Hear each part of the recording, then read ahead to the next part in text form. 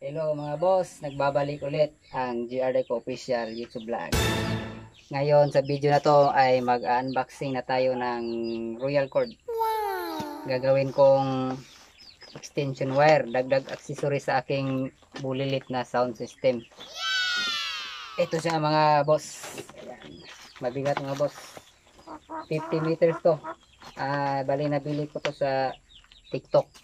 Nasa 700 plus lang siya. So sana okay siya at maganda.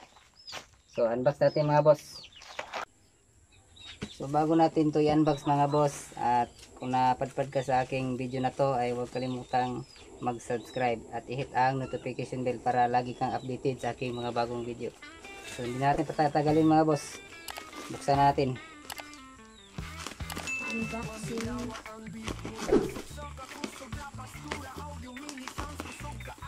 Secure na secure mga boss, naka-fragile talaga siya.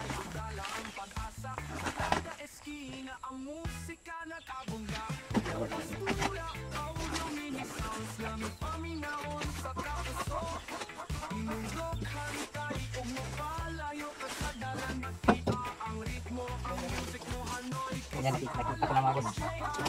Extension wire o pwede rin pang speaker wire. Ito ka ng malaki. Sa susunod, bibili na ko yung ano, number 10 siguro. Okay, number 16 lang ito mga boss.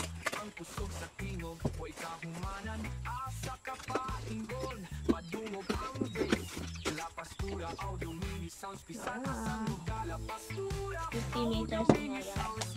Ay, mayupi. Okay lang.